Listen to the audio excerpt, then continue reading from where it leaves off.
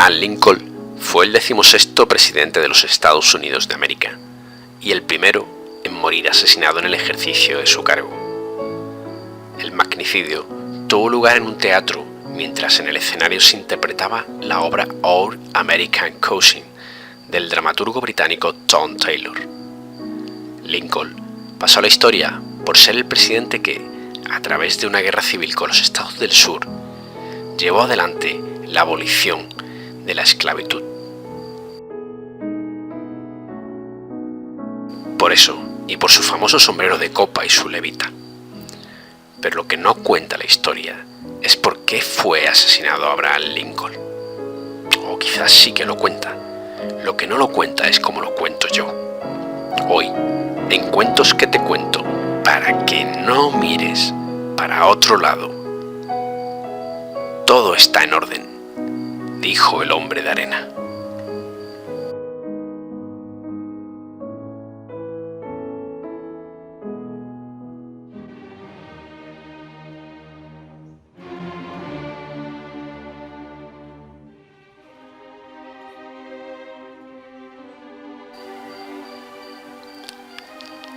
En este momento, su caballo ya debe de ser un esqueleto que va blanqueando el sol del inmisericordia desierto. Él mismo no parece más que un espectro cubierto de arena de la cabeza a los pies y reseco por la falta de líquidos que ingerir. Avanza entre delirios de agua, cruzando las dunas interminables. Atrás quedó la cantimplora vacía y el fiel animal con el que se aventuró en la árida travesía, y cayó la muerte en la tormenta de arena que los dejó sepultados a ambos. Por delante, el sol naciente comienza a hervir ese trozo del planeta Tierra, ajeno a la voluntad indomeñable del hombre de arena, que paso a paso parece encaminarse de forma lenta pero segura a una solitaria muerte, con su fiel sonrisa desvaída enmarcada entre sus resecos labios y 2 revólveres bamboleados en su cintura, fieles acompañantes de este viaje a los infiernos.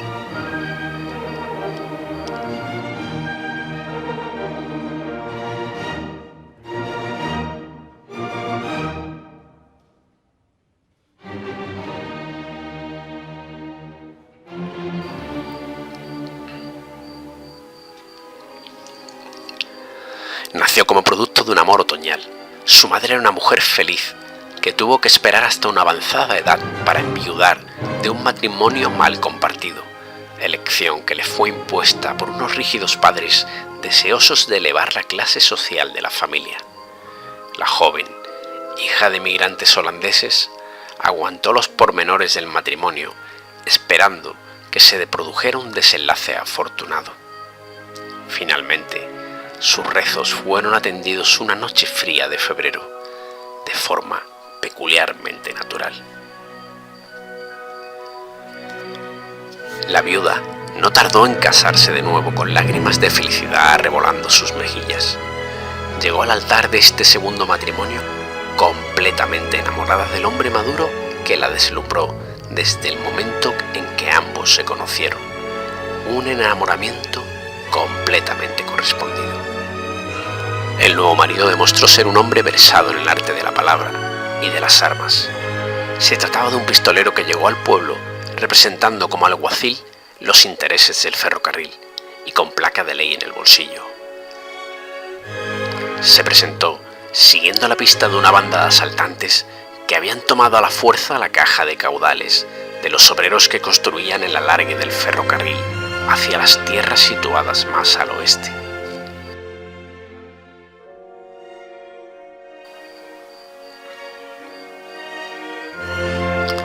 Su llegada a Bel Air coincidió con una noche de violencia desatada en la incipiente comunidad. Uno de los asaltantes de trenes, al que seguía la pista, se había instalado con su parte de los beneficios en la ciudad. Nuestro hombre lo alcanzó y dio parte de la orden de captura que traía en el bolsillo al sheriff de Bel Air. En la noche, el sheriff y 2 de sus ayudantes se dirigieron al casino para arrestarlo y entregárselo al alguacil enviado por el ferrocarril para que lo llevase a los juzgados de la capital del condado. El ladrón de trenes, al ser identificado por el sheriff y envalentonado porque iba algo borracho, no se dejó desarmar con tranquilidad, sino que, al verse acorralado, desenfundó y disparó contra el sheriff, que lejos de aceptar el consejo del alguacil del tren, hombre más experimentado en la violencia, había tratado de rendirlo con buenas palabras.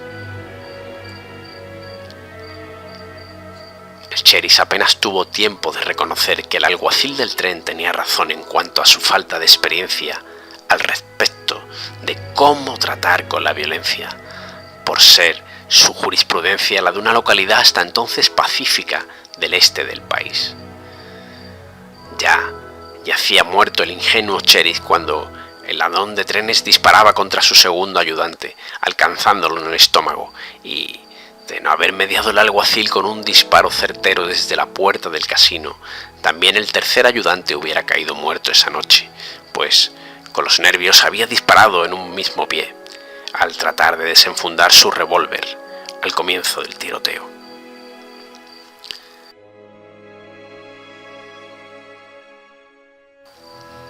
Quiso la casualidad que esa macabra noche, quizás por efecto del sobresalto de los disparos, una escena poco habitual en los salones del este, cayese fulminado en ese mismo salón un respetable caballero, prohombre adinerado de la comunidad. Con este panorama, a la mañana siguiente, las diezmadas fuerzas políticas del floreciente Bel Air se reunieron en conciliábulo urgente y decidieron ofrecer el cargo vacante de sheriff al alguacil del ferrocarril.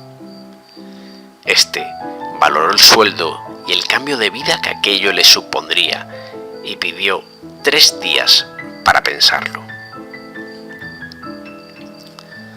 Los 3 días no fueron necesarios, pues un día más tarde, estando en el funeral de los 4 fallecidos de la noche de su llegada, se topó con la viuda del prohombre muerto por el infarto que le provocó el sobresalto de los disparos. Ambos se miraron, sintiendo una inmediata atracción.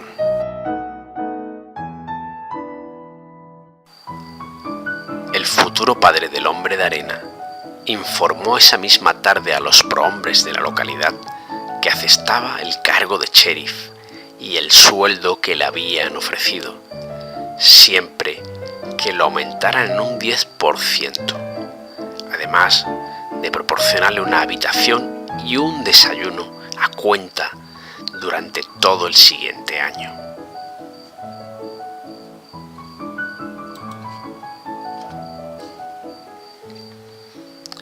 Aceptada por ambas partes las condiciones, el nuevo sheriff esperó 2 días por respeto al luto para iniciar el cortejo. 12 meses más tarde, mi madre sintió sobre su ser los primeros síntomas de mi llegada, y mis padres decidieron casarse de inmediato, teniendo en cuenta que ambos eran respetados en la ciudad y que el tiempo de guardar las apariencias por el luto estaba ya cumplido.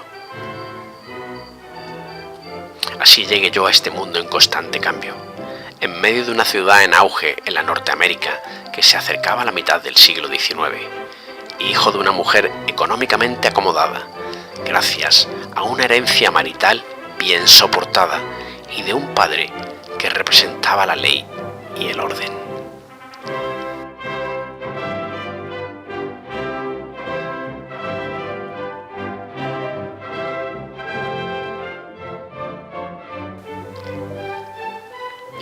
Desde el principio mis padres intuyeron que yo sería un ser de pocas palabras. De bebé no lloraba, y según me contaba más tarde mi madre, en sus largas peroratas, mi ritmo de aprendizaje e interés por mi entorno eran un poco difusos, como lo definía ella. Mi padre también se caracterizó por ser un hombre muy locuaz. Él siempre me contaba que fue su locuacidad lo que desarmó a mi madre. Sin embargo, cuando se trataba de ejercer su profesión, era parco en palabras, expeditivamente se acercaba por detrás del infractor sin ruidos y lo noqueaba con un culatazo certero. Sus métodos, aplaudidos en los primeros años, le fueron acarreando oponentes con los que muchos dieron en llamar el establecimiento de la civilización. Su obstinación en mantenerse fiel a los viejos métodos aprendidos de joven en el oeste del país acabaron por generarle verdaderos problemas y quizás la perdición. Lo cierto es que yo, a diferencia de mis locuaces padres, no articulé mis primeras palabras hasta un día en que ya contaba 6 años de edad.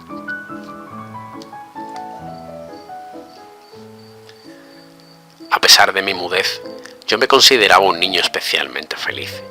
Vivía en una hermosa casa con jardín trasero y una mecedora en la terraza que daba a la calle principal, en la que, desde muy pequeño, me sentaba horas de horas y observaba el tránsito de la ciudad en un tranquilo balanceo. Mis padres se querían con afabilidad y me amaban con locura. Veían en mí, cada uno de ellos, el reflejo de ese amor tardío que los había emparejado. Me cuidaban con devoción y me hablaban desde muy pequeño con inteligencia, contándome detalles de sus quehaceres y de las cosas que ellos conocían sobre el mundo. Mi madre por el día, mi padre por la noche, cuando llegaba de la labor diaria.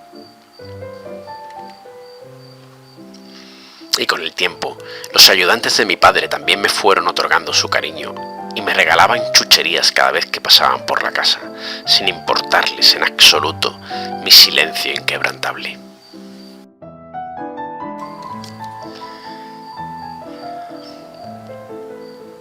Yo, a pesar de no comunicarme verbalmente con los adultos que conformaban mi vida, supe hacerme entender desde muy pequeño. Aprendí enseguida los rudimentos de los gestos y, apoyado en algunos sonidos difusos, pedía lo que deseaba en cada momento. Y siempre fui una persona muy ordenada y atenta, a pesar de que oí decir a algunos adultos, siempre lejos de los oídos de mis padres, que parecía un lelo. Desde temprana edad, observaba calladamente mi entorno, a las personas que entraban y salían de la casa y a las que pasaban por la calle constantemente. Del mismo modo, oía cada sonido y aprendía a relacionar los mismos con los acontecimientos que acompañaban o que presagiaban. Esa capacidad mía para observar y la elocuencia de mis padres, que cada uno en su género me hablaban constantemente de cualquier cosa, la fui pergeñando en conceptos sólidos dentro de mi cabeza. Y creo poder decir a día de hoy que he sido uno de los seres más intuitivos e inteligentes que la especie humana haya poseído.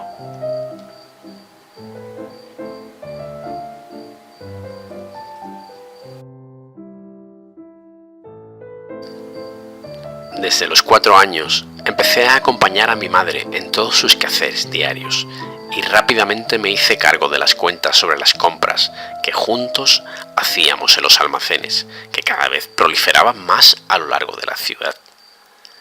Resolvía los resultados de las sumas con demasiada velocidad hasta para los tenderos, que se quedaban boquiabiertos cuando yo escribía el total de los productos adquiridos en mi pizarra, mucho antes que cualquiera de ellos, hombres y mujeres habituados a esos quehaceres a diario.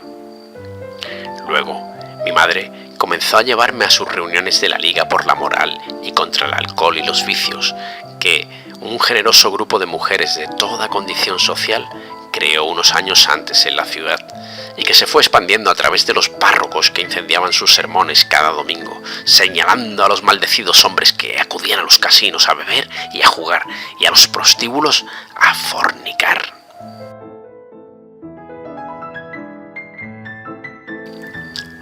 Yo me sentaba en un rincón, en una silla apartada de las congregadas, y permanecía silencioso, meciéndome en un balanceo constante el tiempo que mi madre me obligaba a pasar allí, con esas mujeres que no dejaban de debatir sobre el bien y el mal. Con el tiempo descubrí que lo que está bien y lo que está mal son distintos para cada persona. Mi padre, por su parte, Me llevaba con él a la comisaría, me enseñaba las celdas donde se guardaba a los detenidos, me enseñaba la armería y luego me llevaba a la parte trasera del edificio, donde tenían un campo de tiro, y me mostraba los rudimentos de cada arma de fuego de que allí disponían. Todo era muy emocionante para mí, a pesar de que su ayudante, el bueno de Tim Patton, le decía en tono amable que era una pérdida de tiempo, que yo era muy enclenque, además de que no parecía mostrar ningún interés por las armas de fuego, ni por nada de lo que ocurría a mi alrededor, a tenor de mi actitud introvertida y mi forma de mirar desvaída. Eso decía el bueno de Tim. Me pregunto, ¿qué pensaría ahora si pudiera verme buscado por todos los estados de la Unión para ser colgado del cuello?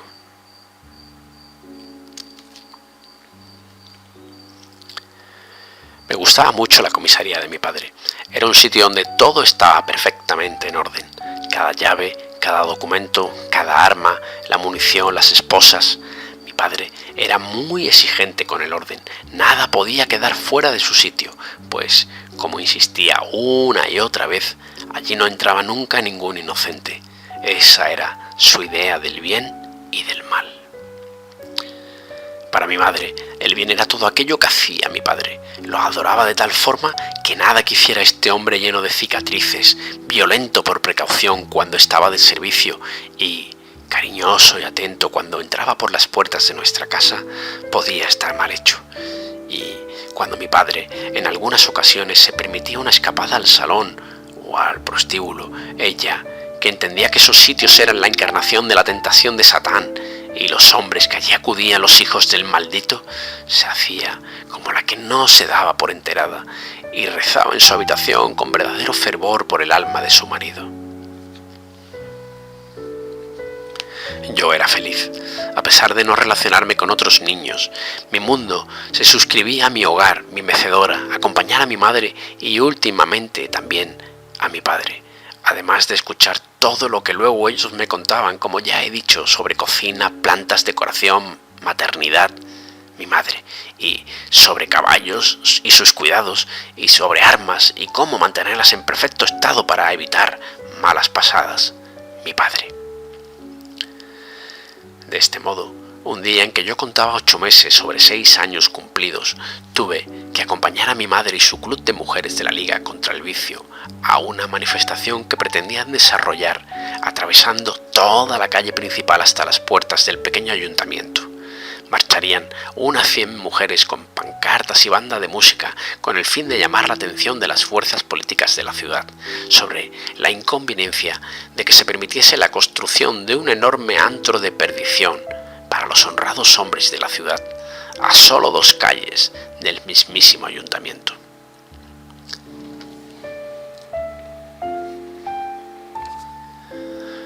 En esas andábamos, yo de la mano de mi madre, soportando las miradas y risas de otros niños con que nos cruzábamos por el recorrido, y ellas, las moralistas damas, las chuflas de los hombres y de algunas de las nuevas inquilinas del tal lugar, cuando mi oído atento me lanzó el aviso de un sonido estrepitoso que se acercaba desde lejos, pero a gran velocidad. Miré con un violento giro de la cabeza a mi alrededor, pero nadie parecía haberlo escuchado, así que, con la misma inercia violenta, me solté de mi madre y llevándome las 2 manos a la boca y contorsionando todo mi cuerpo con fuerza descontrolada, me adelanté en la procesión y me puse a gritar a todo lo que dieron mis fuerzas, hasta lograr que las mujeres que marchaban en cabeza se parasen, y con ellas toda la concurrencia, y poco a poco se hiciese el silencio, por lo insólito de la escena que yo les estaba representando, allí, en medio de la calle, entre la rechifla del gentío. Yo me vi a mí mismo con los brazos en alto y gritando a la vez que convulsionaba mi cuerpo hacia adelante y hacia atrás, y cuando supe que todos me miraban, pronuncié las primeras palabras de mi vida.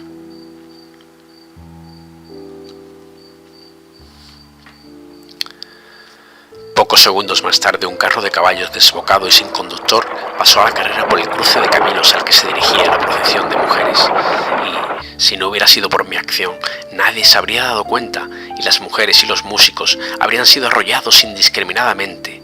le contaba esa noche mi orgullosa madre a mi padre el sheriff.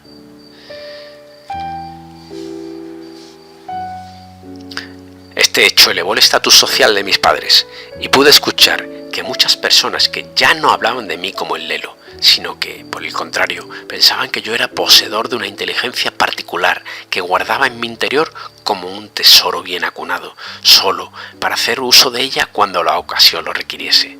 Mis hazañas, no solo salvando a la multitud de damas, que por cierto, no consiguieron evitar que se construyese el prostíbulo, solo lo desplazaron 2 calles más abajo, sino también mi agilidad mental para las cuentas y mi destreza limpiando y cargando las armas de fuego en la comisaría, donde, entre mi padre y el bueno de Tim Patton, se afanaron en enseñarme la mecánica, se hicieron proverbiales en los bares, salones, casinos, peluquerías e incluso, como me confesó un día Tim, en los prostíbulos de la ciudad.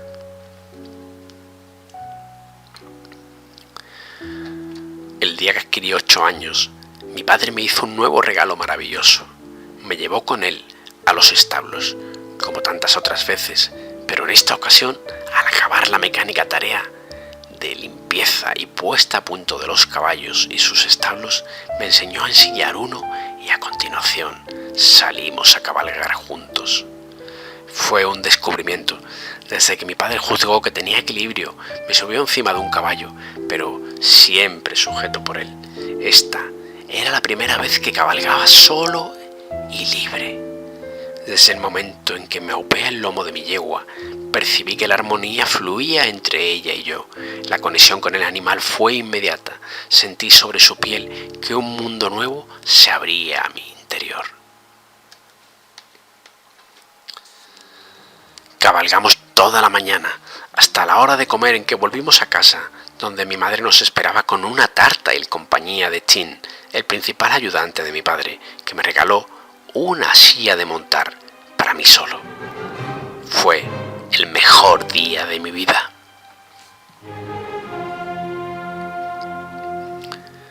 Fue tan maravilloso que incluso me permití exteriorizar mi alegría con algunas palabras. Concretamente les recité a mis padres y al bueno de Tim un pasaje del poema mítico que había leído entre los libros que alguna vez mi madre compraba por encargo a los mercaderes que comerciaban con Europa. El poema se titulaba La canción del pirata. De algún modo, el ayudante Tim quedó tan impresionado que se dedicó a fardar en todos los garitos a que acudía después de su jornada laboral sobre mi capacidad, no solo para la lectura, sino sobre mi prodigiosa memoria. Buen hombre este Tim. El 8º y el 9º año de mi vida transcurrieron de modo apacible, en perfecta armonía con la naturaleza, en largas cabalgatas con mi padre y en ocasiones con alguno de sus ayudantes, paseos familiares en la carreta para pasar el domingo y en menor medida reuniones del club de mujeres, del que mi madre se fue desligando poco a poco. Pero a los 10 años las cosas cambiaron. Mi padre seguía tan fuerte y serio como siempre, por él no pasaba el estrago del tiempo y su reputación de sheriff duro y honrado crecía, como crecía la ciudad, pero, por el contrario, mi madre comenzó a desligarse, ya no solo del club de mujeres, también, poco a poco, día a día, de forma sutil, al menos para los demás, que no para mí, de la vida. Los síntomas pasaron desapercibidos para mi padre y para sus amigas, al menos durante mi 10º año de vida, pero cuando cumplí los 11 y los meses fueron sucediéndose, su aspecto empeoró y con él su ánimo y sus fuerzas, que comenzaron a extinguirse de manera cada vez más elocuente. Durante el año anterior yo había tratado de advertir a mi padre a través de la pizarra. Veía pequeños cambios en el orden severo con que mi madre se conducía en el día a día y empecé a sospechar. Mi padre no quiso atenderme y trató de restarle importancia a mis observaciones. Él no podía entender que esa mujer, que era el motor que daba criterio a su vida, podía apagarse.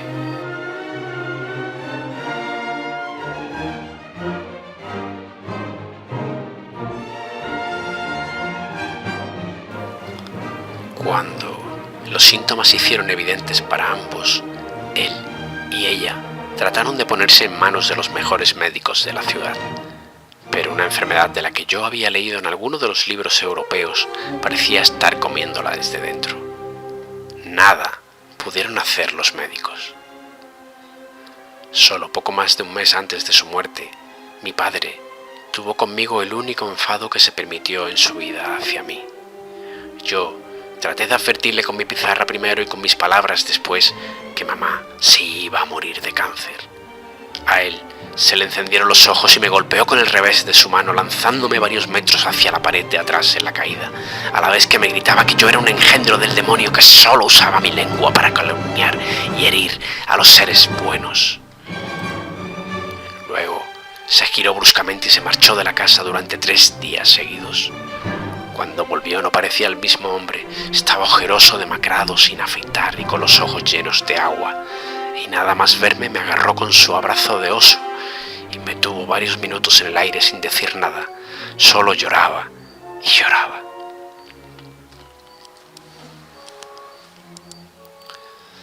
Cuando por fin me dejó en el suelo, yo me senté en mi mecedora y comencé a recitarle el poema de Espronceda.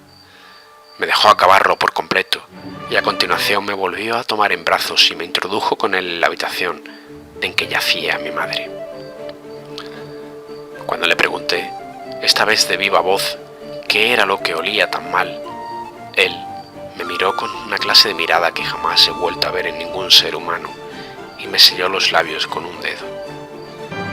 Mi mamá murió un mes más tarde, mientras dormía. Mi papá estaba a su lado, sosteniéndole la mano. Yo dormitaba a los pies de ella.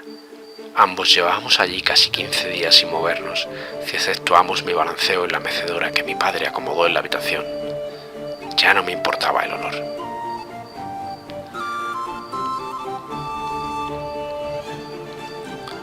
Lo que más recuerdo del momento en que mi papá me zarandeó para despertarme e informarme de que mi mamá había fallecido es el orden de las cosas. Todo estaba perfectamente colocado, como cualquier día normal de los muchos que allí habíamos pasado los 3 juntos. Tras el funeral, mi papá y yo viajamos a Hartford, la capital del condado, para presentarnos a los papás de mi mamá. Había oído hablar mucho de ellos, pero nunca vinieron a conocerme, y quizás hubiera sido mejor no habernos conocido. Desde el primer momento, ni mi padre ni yo les gustamos. En los 3 días que pasamos con ellos, nos trataron con condescendencia, pero sin cariño, y cuando en ocasiones mi padre salía y ellos se quedaban a solas conmigo, hablaban de mí como el hijo tonto que su hija había tenido con un patán de origen escocés, cuando ellos la habían dejado bien casada con un caballero inglés. Nos marchamos y ya nunca más volví a saber de ellos, pero me gustó la ciudad, mucho más grande que la nuestra, y sobremanera me impresionó el teatro, a donde mi padre me llevó una noche.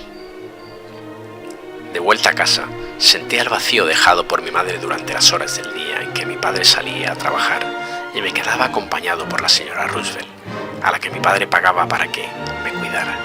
Era una mujer grande y obesa, dotada de una capacidad especial para dar cariño y comprensión a un chico difícil como yo, pero eso solo me hacía extrañar más aún, si cabía, a mi madre. Las noches no eran mejores. Mi padre había perdido su encanto. Ya no me contaba historias, o si lo hacía era rápido y a regañadientes. Estaba abatido por la pérdida y la casa se le caía encima. Pasamos 1 año y medio aproximadamente de este modo, sin cambios en nuestras vidas, hasta que un día ocurrió algo digno de reseñar en esta historia. Fue una noche realmente cuando se produjeron los hechos que me dieron mi apodo. Mi padre había vuelto a casa más nervioso de lo habitual. A la desazón por la ausencia de su mujer se le había unido en los últimos tiempos una serie de complicaciones que él, un hombre criado en las tierras del oeste del país, no terminaba de entender. Yo, desde mi mutismo interior, observaba la calle y todo lo que en ella acontecía, y desde algún tiempo atrás venía percatándome, sin compartir con nadie, de los sutiles cambios que en la ciudad, en continuo crecimiento, se venían sucediendo. Y es que la delincuencia, antes suscrita a borrachos, pistoleros desesperados por algo de fama y algunos asaltantes de trenes o bancos, se había mutado en un ente más sutil y malvado, Muchas personas habían ido haciendo ricas en las últimas décadas y el país había crecido muy rápidamente, como mi ciudad misma ejemplificaba. El crecimiento trajo un nuevo tipo de negocio basado en la especulación en sus diversos ramos, el inmobiliario, el basado en el tráfico de esclavos y el de la nueva política, que traía con ella el derecho al manejo de los impuestos que se recaudaban cada vez en mayor cuantía. Esto generó un nuevo tipo de delincuentes más sofisticado, al que las viejas normas no le afectaban, pues pagaba a otros para que ejecutaran los trabajos sucios, lavándose siempre ellos las manos. Mi padre no supo entender este cambio y tampoco el bueno de Tim Patton. Pasó que días antes se habían metido con quien no debían, y este, hijo de un congresista de Hartford, tras pasar una noche en el calabozo con un chichón de adorno, había pagado una cuantiosa fianza que le puso en circulación al día siguiente, con una dura reprimenda para mi padre y para el ayudante Patton por parte del alcaide de Bel Air. Pero el joven malcriado había vuelto a las andadas esa misma mañana, poco después de haber sido puesto en libertad, agrediendo a 2 hombres de raza mestiza en las calles que mi padre debía proteger. Esa misma noche, mi padre fue recogido en casa por Tim Patton y otro ayudante, un joven nuevo en el cargo que se iba a enfrentar a su primera prueba de fuego. Los 3 tomaron una taza de café que mi padre preparó antes de revisar las armas y salir juntos hacia el prostíbulo, donde habían sido informados que pasaba las noches el agresor reincidente.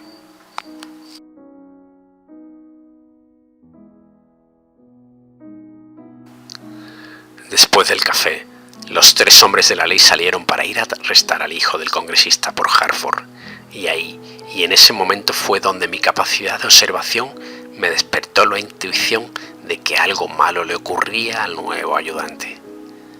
Primero pensé que eran los nervios por su primer arresto, pero su manera de andar, quedándose retrasado desde el principio, y sus miradas de soslayo hacia todas partes, me advirtieron de que tramaba algo. Cuando mi padre y sus ayudantes ya habían girado en la calle para dirigirse al prostíbulo contra el que las damas de la asociación combatieron, yo me incorporé y me dirigí a la armería de la casa. Obtuve la llave de donde había observado que mi padre la guardaba con mucho cuidado y saqué un Colt y su munición correspondiente. Cargué el arma como me habían enseñado y marché con ella tras los pasos de los agentes. Los encontré parados a la puerta del edificio. Mi padre, con el revólver desenfundado, según su costumbre, llamaba a la puerta principal, mientras el bueno de Tim Patton se había colocado a un lado, y detrás, parado a sus espaldas, había quedado el ayudante nuevo, que también tenía el Colt desenfundado y que estaba presto a usarlo, pero, como yo había intuido, lo iba a hacer contra sus compañeros, ahora indefensos, atacándoles por la retaguardia. No dudé ni un momento. Me situé a pocos metros del ayudante. Apunté y disparé mi revólver, siendo que salí disparado por el retroceso varios metros hacia atrás, como el día en que mi padre me golpeó, cayendo en esta ocasión no contra una pared, sino contra un charco de barro fresco que la lluvia de los últimos días había dejado en la calle. Mi disparo inició el comienzo de la partida, pero ahora con los hombres de la ley avisados. El nuevo ayudante quedó herido y desarmado, y los tiradores apostados en las ventanas del prostíbulo fueron abatidos en la secuencia de disparos que se sucedió en la noche en que yo quedé completamente bañado en barro. Desde ese día, en la ciudad de Bel Air, se me conoció como el hombre de arena. El ayudante, herido en un hombro, confesó que había sido pagado por el congresista para tender una trampa, junto a otros 2 pistoleros que se habían apostado en el interior del prostíbulo al sheriff y a su ayudante, y y de este modo acabar con la contienda en que querían meter a su único hijo. El ayudante Tim Patton no dejó salón, casino ni prostíbulo en toda la ciudad y quizás en todo el condado sin que en sus paredes resonase hasta el hartazgo la historia del niño callado que esa noche les había salvado de una traicionera celada, convirtiéndose en el hombre de arena. Pero, aunque las fuerzas maquiavélicas del nuevo poder tardaron en actuar, dejando que los ecos de lo acontecido se enfriasen, finalmente lo hicieron y llevaron a la perdición a mi padre y a su ayudante. 6 meses más tarde de la noche de los hechos, estalló la guerra civil entre los estados del norte y del sur. Corría el año de 1861. Los distintos estados de América se posicionaron de uno u otro bando, pero el estado de Maryland, donde se ubicaba mi ciudad, se vio en una controversia, pues si bien por geografía estábamos más próximos al norte y por tanto a la Unión, la mayor parte de la población se sentía ligada a la Confederación de los Estados Sureños, entre ellos mi padre, muy fiel a sus raíces. De este modo, una tarde en que mi padre y yo salíamos del teatro, donde me llevaba cada ocasión en que podía, pues desde que lo visitamos en nuestra estancia en Hartford, mi padre descubrió que hacía un efecto positivo en mí, sacándome de mi introversión y despertando mi sonrisa. Fue parado por varios hombres con uniformes del ejército unionista que, armados con rifles de repetición Spencer, se lo llevaron prisionero, alegando que se tenían varias denuncias de que era un colaboracionista de los rebeldes sureños. Ese mismo día fue trasladado con una fuerte escolta de soldados a la capital del estado, desde donde solo 2 años más tarde me llegaron noticias, por mediación del soldado de la Unión, Tim Patton. Este, que había sido enrolado a la fuerza bajo la amenaza de ser encarcelado también, pasó por mi casa, donde la señora Roosevelt cuidaba de mí, aprovechando un permiso de 3 días. Me contó con voz entrecortada y lágrimas en los ojos que hacía 2 semanas que habían ahorcado a mi padre en Hartford, acusándolo y encontrándolo culpable de ser un espía de los estados del sur. Añadió con rabia incontenida que el tribunal militar que lo sentenció había sido presidido por cierto congresista que nunca olvidó que su malcriado hijo había pasado 3 meses en los calabozos de Bel Air tras que mi papá lo arrestara por agredir a 2 ciudadanos inocentes. Fue la última noticia que tuve de mi héroe, pero los héroes no pueden acabar de este modo. El hombre de arena no podía permitirlo. Recordé la última noche que fui al teatro con mi padre de la mano y reviví en mi mente el drama que sobre el escenario cursaron los actores, donde el joven protagonista perdía la hacienda, a la esposa y a toda su familia por la maldición de un noble que lo acusaba falsamente, consiguiendo que las autoridades lo encarcelasen de manera perpetua. Pero el joven, lejos de caer en la desidia y la desesperación, urdía sus planes de venganza y, con el tiempo, escapaba de la prisión y volvía a sus tierras para pergeñar la revancha. De este modo, en absoluto silencio, fui maquinando en mi mente un final digno que realzara la memoria de mi padre. Ya que no podía devolverle la vida, al menos haría que su apellido perdurase.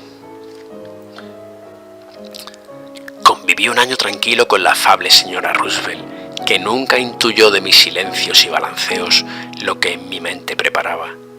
En las noches en que la buena señora se volvía a su casa, tras dejarme acostado y en calma después de todo un día bregando conmigo, yo salía al patio trasero y hacía ejercicios de tiro con las armas de mi padre. Tras unos meses que juzgué prudente dejar pasar, después de que llegase la noticia de la muerte de mi padre, le escribía a la señora Roosevelt en mi pizarra que quería dar clases de teatro. Ella no tardó en atender mi petición y me inscribió en los cursos de teatro que la compañía instalada de forma permanente en Bel Air impartía para jóvenes de la localidad. Fui un alumno extraño, dicho en palabras de mi profesora, Mi atención parecía estar en cualquier lado menos en sus explicaciones, afirmaba, pero cuando ensayábamos lo que ella había estado exponiendo, yo interpretaba con buena dicción y excelente memoria cada papel que me asignaban, aunque me consideraba algo parco en gestos, ya que mi cuerpo se obstinaba en no moverse con soltura. Aún así, mi profesora se esforzaba conmigo y creo que me tomó simpatía. De hecho, llegué a actuar en un papel menor de una obra que interpretamos en el pequeño teatro de Bel Air, donde fui un reclamo por mi curioso estado y mi glorioso pasado como el hombre de arena que una noche ayudó a la ley.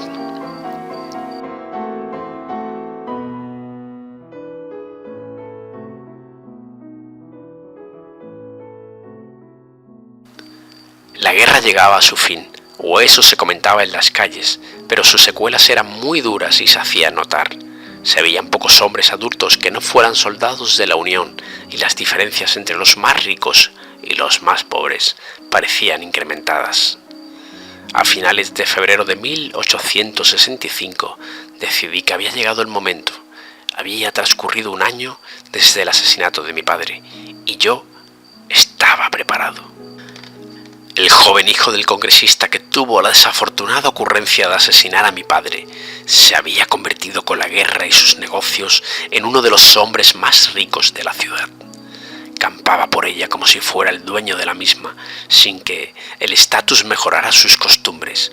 Mas, por el contrario, al saberse del todo impune, se había vuelto más agresivo y codicioso. Y lo mejor para mí, confiado. Se movía por la ciudad en las noches, solo muchas de ellas, y tenía la costumbre de acudir cada día a la misma hora al famoso prostíbulo y volver saciado y casi siempre borracho, pasando por delante de mi casa. Yo lo estudiaba desde mi mecedora.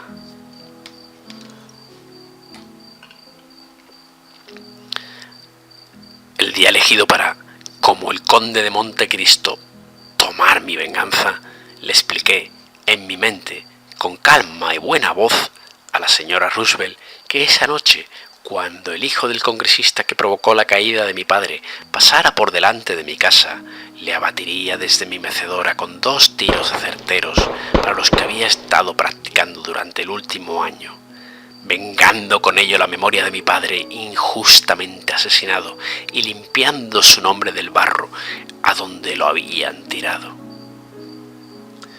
La señora Roosevelt no dijo nada y se marchó a casa tranquila, en realidad porque no llegué a hacerla partícipe de mis planes en voz alta. Hubiera sido malo para ella y peor para mí. Mi venganza debía quedar impune para hacerse extensiva al padre, político manipulador que consintió en generar esta situación. Así que, a la mañana siguiente, cuando se encontró el cuerpo abatido del joven delante de mi casa, a nadie le dio por pensar que podía haber sido el hombre de arena que dormía tranquilo en su cama, mirando a la pared y sin hablar con nadie. La muerte se atribuyó a un robo y como no había hombres para formar una partida que persiguiese al ladrón, se envió el cuerpo y el informe a la capital del condado para que las autoridades allí decidiesen qué se debía hacer. El siguiente mes transcurrió de forma plácida en mi vida e incluso actué con cierto encanto en una nueva actuación teatral que dio mi compañía. Cumplidos 30 días del ajusticiamiento, me despedí de la encantadora señora Roosevelt concediéndole un estrecho abrazo que a ella le robó 2 lágrimas de emoción. Ya, en la noche, partí en mi caballo con 2 revólveres y un pequeño Derringer de calibre 10-30 milímetros camino de Hartford. Entré en la ciudad 2 noches más tarde. Busqué uno de esos carteles con los planos de las calles que se acostumbraban a poner en las entradas de las ciudades y me desplacé siempre sobre mi caballo hasta el ayuntamiento. Una vez a sus puertas, sin descabalgar, me quedé esperando hasta el amanecer y la suerte me acompañó, pues muy madrugador reconocí la versión mayor y más gruesa del hombre al que un mes antes había ajusticiado en Bel Air.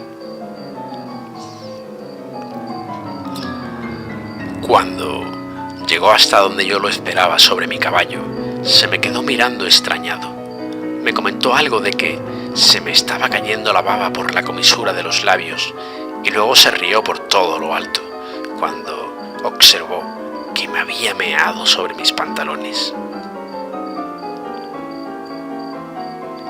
Dejó de reír cuando desenfundé con la habilidad de la práctica diaria haciendo revólveres y le informé de que iba a morir en el nombre de mi padre. Algunos curiosos que pasaban cerca se quedaron mirando la escena sin entender qué ocurría y el congresista, acobardado, se echó al suelo y me pidió clemencia, pues él solo había obedecido las órdenes del subsecretario de Estado americano, que era dueño de ciertas empresas que estaban interesadas en la especulación inmobiliaria en mi ciudad y al que la actitud tan moral del sheriff, que era mi padre, sin dejarse sobornar, le perjudicaba esos negocios que deseaba emprender. De ahí que su hijo se prestara a tenderle esa trampa. Y yo me había creído listo y conocedor de la situación. La cosa se complicaba. Ahora tendría que matar al subsecretario americano. No me gusta dejar las cosas desordenadas. Usé mi pizarra para pedirle al congresista de Hartford las señas del subsecretario y partí de allí, dejando al congresista sangrando por 2 agujeros de bala en su cuello y en su pecho, que le dejarían morir pensando despacio en lo que había hecho. A caballo, siempre feliz de recorrer el país libre como en los días en que mi padre me llevaba con él a cabalgar, me dirigí a Nueva York, donde esperaba encontrar a mi siguiente víctima. Mi caballo y yo llegamos tras varios días esquivando los soldados de la Unión que se movían por todas partes. Me crucé con algunas patrullas, pero me daban por un tonto con mi saliva y mi mirada perdida y me dejaban seguir sin nada más que unas risas por mi patética figura. Llegué a Nueva York, donde tuve que moverme con cuidado, pues descubrí que la muerte del congresista, presenciada por algún testigo despistado, había dado pistas de mi posible identidad. Me uní a un grupo de teatro ambulante que entraba en la ciudad para camuflarme entre ellos. Eran personas sencillas que habían hecho teatro o circo cuando la situación lo requería. No se impresionaron por ver a un chico autista entre ellos y me acogieron con agrado, y más cuando en algún momento de descanso les recité versos de poemas clásicos aprendidos de los libros de mi madre. Con ellos anduve por la enorme ciudad de Nueva York, pasando desapercibido entre el grupo de teatro, trabajando en la limpieza, en la recogida de tickets o en el montaje de los escenarios, y deambulando en las noches en busca de cómo acercarme a la casa del subsecretario sin ser localizado. No fue difícil, lo confieso. El hombre se sentía a salvo, no esperaba ninguna agresión hacia su persona en esa ciudad donde era el verdadero amo. Incluso lo pude ver pasear por las calles de la moderna ciudad acompañado por un nutrido séquito de prohombres, entre los que había uno espigado y enjuto que vestía una levita y se cubría la cabeza con un curioso sombrero de copa que, según me señalaron, era el presidente de los Estados Unidos del Norte. Pasó el mes de marzo y llegó el 1 de abril y esa noche se dio mi oportunidad. Mi hombre acudió a una fiesta de la alta sociedad y regresó a casa acompañado de su esposa en una carreta con librea. Yo le seguí a caballo, a prudente distancia, hasta su mansión. Una vez allí, el hombre tuvo la excelente idea de despedir a su señora y a su chofer para, con la excusa de llevar el coche hasta las caballerizas, como cuando aún era joven, marchar a una casa cercana donde le esperaba una bella dama, amiga del poder y el dinero.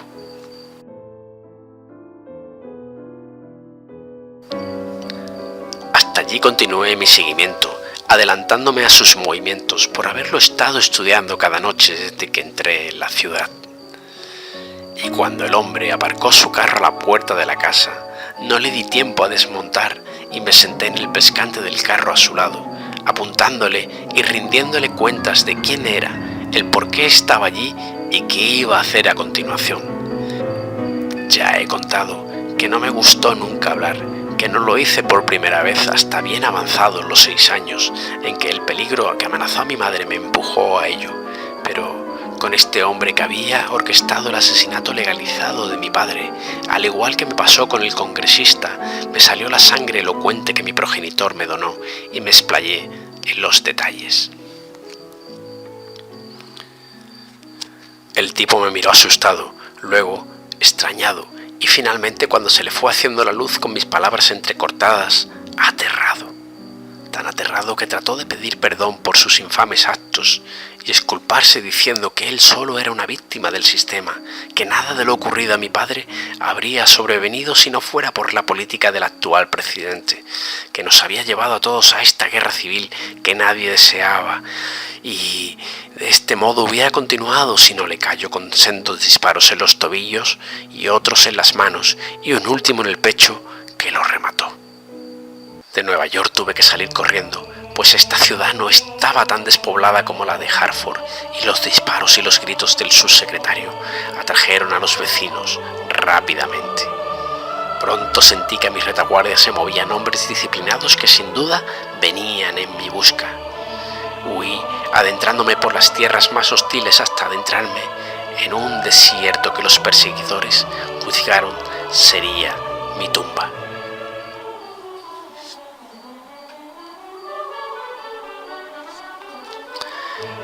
Allí perdí mi caballo, en una tormenta que volvió a convertirme en un hombre de arena.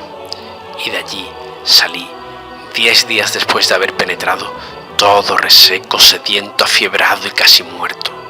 Hubiera perecido rebosado en arena si no hubiera sido por mi voluntad de dejar acabado lo empezado y de este modo conseguir que el apellido de mi padre sea recordado por la posteridad como el hombre justo que fue en vida, el auténtico azote de los tiranos.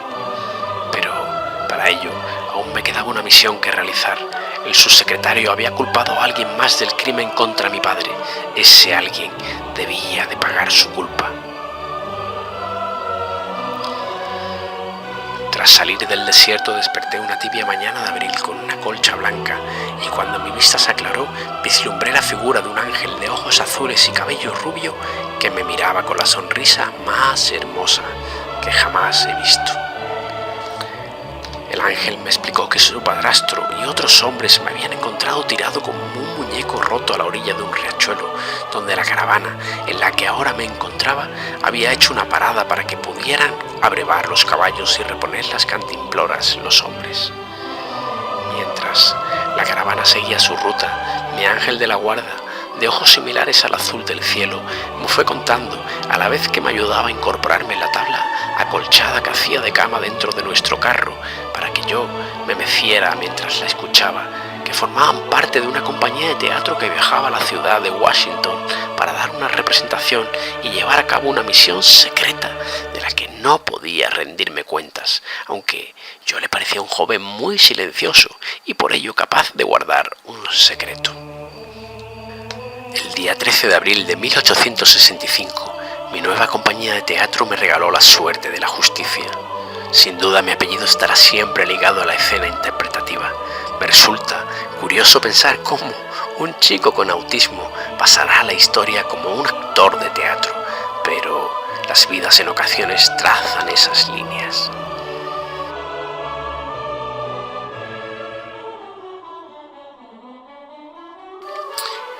Y yo, John Wilkes Booth, hijo de John Brutus Booth, acusado falsamente de complicidad con la causa confederada en la guerra civil y ejecutado sumariamente en un patíbulo de una ciudad extraña, lejos del amor de su hijo, cursé la línea de mi vida de la manera en que les he narrado.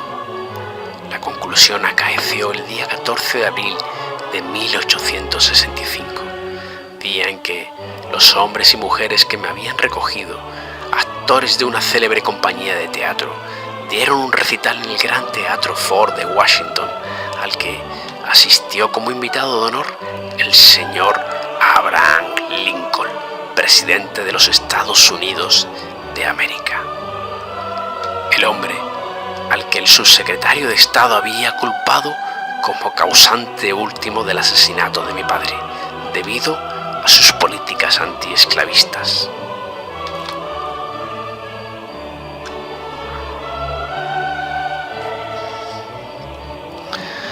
Resultó que los hados ese día se pusieron a descoser las líneas de mi vida, pues el secreto que Mary Surratt, el ángel rubio de la carreta, no quiso compartir conmigo a pesar de mi hermetismo, consistió en que su padre y otros hombres que sentían simpatía por la causa sureña trataron de aprovechar su estancia en la capital para atacar y matar al secretario de Estado William H. Seward y al vicepresidente Andrew Johnson, aprovechando su también concurrencia al teatro. El fin perseguido era paralizar con estos asesinatos a las fuerzas triunfalistas del norte y dar aire a las tropas del sur. Sus planes fracasaron, pero crearon la confusión perfecta que me posibilitó a mí, un pobre lelo, como muchos me consideraban, el acercarme con mis manos rígidas sobre mi cara de mirada perdida y andares bamboleantes hasta el palco donde el presidente aguardaba, creyéndose a salvo de la algarabía de disparos que se versaba abajo. Fue fácil concluir con la vida de este hombre que creó el campo de cultivo que permitió a hombres malvados acabar con la vida del mejor hombre que América conoció, el sheriff John Brutus Booth.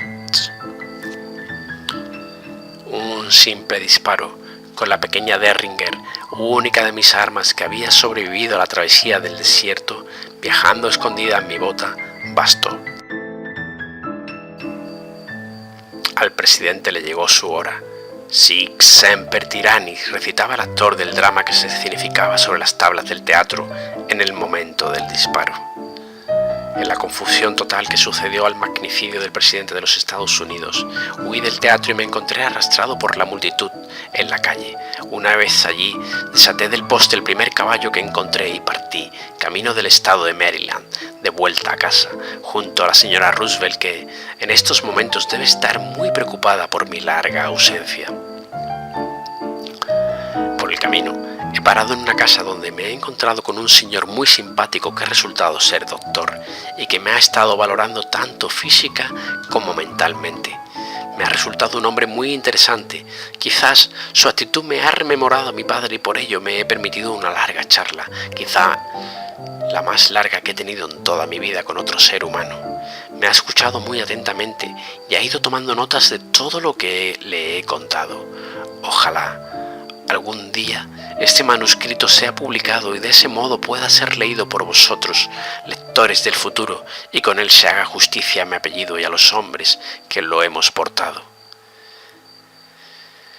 Llegados a este punto, he de despedirme.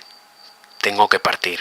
El señor Samuel Moot, el doctor con el que he pasado estos días, me ha dicho que la guerra ha terminado y que ahora todos los soldados de Estados Unidos me están buscando por lo que he hecho. Sé que no tardarán en dar con mis huesos y que, cuando me encuentren, me juzgarán y colgarán por el cuello. Parece el cino de mi familia, pero no me importa en lo absoluto. Solo espero que el día que nos volvamos a encontrar, mi padre se sienta orgulloso de mí. Ese domingo. Buenas tardes, señor Booth. Encantado de saludarle. Buenas tardes, doctor Booth. ¿Qué tal se encuentra mi hijo? Señor, su hijo está perfectamente. Enseguida nos reuniremos con la psicóloga, la doctora Roosevelt, que le ha estado haciendo test de inteligencia estos días y le trae informes inmejorables. Ya le adelanté que su hijo es excepcionalmente inteligente y sensitivo. Entonces, ¿cómo se explica su repentina introversión? Verá, señor Booth, a su hijo le afectó de manera muy interior el fallecimiento de su esposa, a la que estaba tremendamente ligado. Además, él profesa por usted una admiración como solo los niños pueden poseer. En palabras sencillas, usted es como los héroes de película para él. El verle a usted enfadado, huraño y deprimido tras el fallecimiento de su esposa le hizo a John más daño que la pérdida de su mamá mismamente. Lo siento, fue una etapa muy difícil en nuestras vidas, aún no estoy seguro de haberla superado. Señor, como ya le dije, no tiene usted que justificarse. Cada ser humano resuelve sus sentimientos de modo particular. Estoy seguro de que el viaje a Europa que usted ha realizado, visitando todos aquellos lugares que su esposa y usted soñaron ver un día, le habrá hecho mucho bien y ahora se sentirá con más fuerzas para ayudar a su hijo. Sí, creo que este viaje ha sido un bálsamo. Me siento capaz de todo y estoy deseando abrazar a mi hijo y llevármelo a casa. Pronto se reunirá con él. ¿Recibieron los libros que le he estado enviando desde Europa? De eso quería hablarle.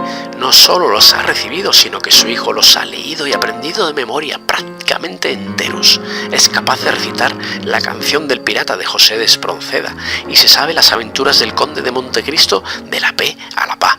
Y eso por no hablarle de que su hijo ha demostrado tener una imaginación que ya desearían para sí muchos premios de la literatura. ¿Qué ha hecho? Enseguida le mostraré su pizarra. Ahora vayamos al jardín donde está jugando con sus amigos Tim Patton y la jovencita Mary Surratt. Por cierto, señor Wood, ¿me permite que le pregunte desde qué año lleva su familia afincada en Bel Air? Pues desde 1820, en que mi tatarabuelo llegó desde Escocia y empezó a trabajar como alguacil del tren que iba hacia el oeste. Me lo temía, pero ahí está su hijo. John, levántate, ha llegado tu padre. Y el joven John se levantó del suelo del jardín, donde jugaba echado en silencio con sus amigos. Al incorporarse del todo y darse la vuelta, su padre lo contempló emocionado. Se le acercó con ternura y lo abrazó durante un buen rato. Después lo apartó un poco y comenzó a sacudirle la arena de la que el niño estaba impregnado desde los pies a la cabeza. «No te preocupes, papá, todo está en orden», le dijo el joven John, devolviéndole el abrazo a su padre.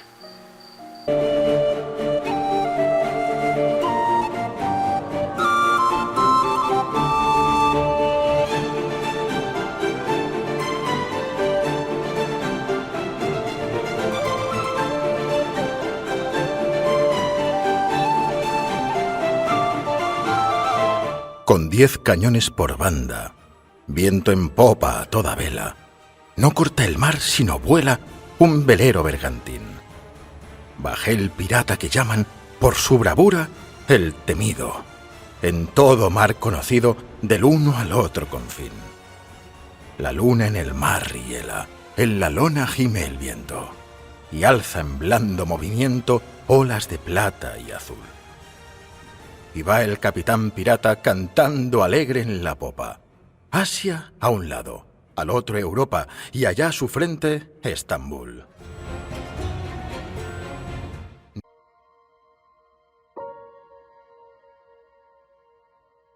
Promovamos la cultura y la literatura en todas sus formas. Si te gustó este relato, compártelo y suscríbete a nuestro canal.